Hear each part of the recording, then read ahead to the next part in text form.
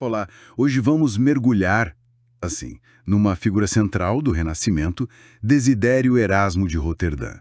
Figura fascinante, mas, às vezes um pouco desconcertante, né? Exato. E temos fontes ótimas aqui que cobrem a vida dele, o pensamento, o legado, que é bem complexo, aliás. Pois é, a nossa missão aqui é tentar desvendar as ideias-chave desse pensador e entender por que ele ainda ressoa hoje, mesmo, como a gente sabe, não se encaixando perfeitamente na caixinha de filósofo. Com certeza. Erasmo era muitas coisas, né? Humanista, teólogo, um crítico social afiado, um escritor incansável. A ferramenta dele era a palavra. Cartas, sátiras e principalmente edições críticas de textos fundamentais.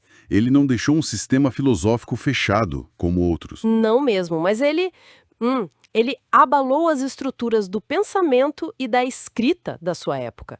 Foi um agitador intelectual, pode-se dizer. E a trajetória dele é incrível. Começou como monge agostiniano, foi ordenado padre ali por 1492 e noventa e dois Uhum. e se tornou uma das mentes mais brilhantes da Europa.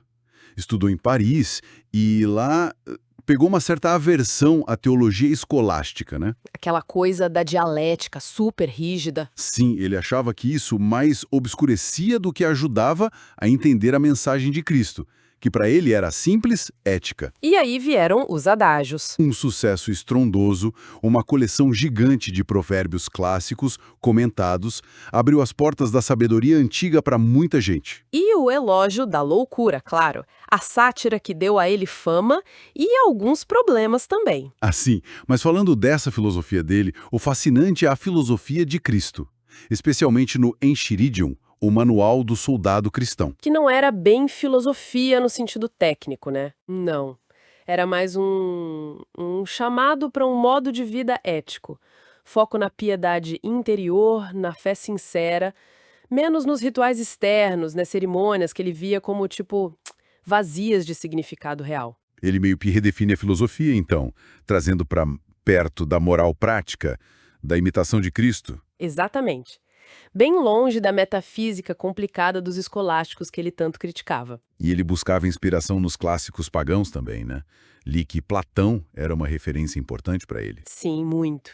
Ele via no dualismo platônico, corpo versus alma, e na ideia do rei filósofo uma afinidade maior com o cristianismo do que em Aristóteles, que dominava o pensamento da época. Chegou a dizer que ser filósofo é o mesmo que ser cristão.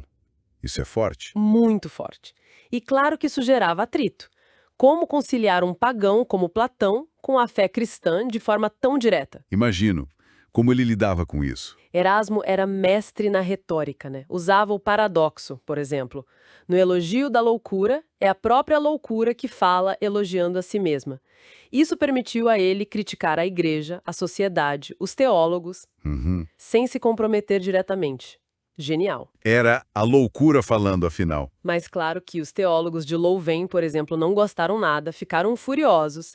E ele sempre voltava àquela pergunta: o que Aristóteles tem a ver com Cristo? Falando em causar reações, o trabalho dele com o Novo Testamento, uau, revolucionário, né? Totalmente. O Novum Instrumentum, de 1516, colocou o texto grego original lado a lado com uma nova tradução latina dele mesmo. Que ele considerava melhor que a Vulgata tradicional. E ainda com muitas notas, comentários. E a decisão de traduzir logos por sermo, discurso, fala, em vez de verbum, palavra, lá no início de João, aquele deu o que falar. Imagino a polêmica. E essa abordagem rigorosa aos textos é a essência da teologia humanista dele.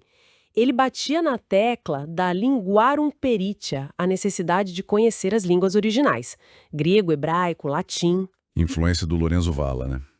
Aquele pioneiro da crítica textual. Exato. Aplicou a filologia à Bíblia e aceitou uma coisa importante, que os textos sagrados, mesmo inspirados, por serem produtos humanos na sua transmissão, podiam ter erros. Erros de cópia, de tradução. E ele mesmo dizia que as opiniões dele não eram dogmas, certo? Eram mais para debate. Sim, sempre com essa ressalva. E mudar palavra para discurso, veja bem, não era só preciosismo.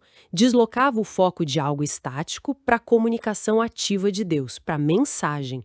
Um desafio sutil, mas real às interpretações estabelecidas. Essa valorização da palavra, da comunicação, leva a gente para a ética da fala dele, né? Com certeza. Ele via a fala como espelho da mente, uma ideia clássica, aliás. Na obra Língua, ele explora isso. A importância da correspondência entre o que se pensa e o que se diz. Essencial para a confiança, para a sociedade funcionar. E se a gente conecta isso com hoje, nossa, Erasmo e depois Montaigne também perceberam que a mentira, a manipulação da linguagem, isso corrói tudo, corrói a confiança, o tecido social. Uma preocupação super atual, com essa onda de desinformação e de fake news, assustador como ecoa. Totalmente. Mas o legado dele não foi nada fácil, né? As críticas renderam inimigos poderosos. Sim, muitas obras censuradas, colocadas no índex de livros proibidos pela igreja, até os adágios tão populares tiveram a edição expurgada na Itália, sem o nome dele. Nossa, pesado. Mas, apesar de tudo, o pensamento dele sobreviveu, foi preservado, continua sendo estudado. Então, para a gente ir fechando, o que fica? Erasmo foi mais que um erudito.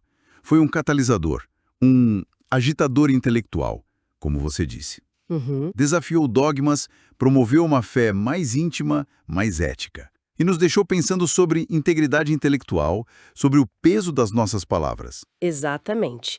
E talvez a reflexão final seja essa.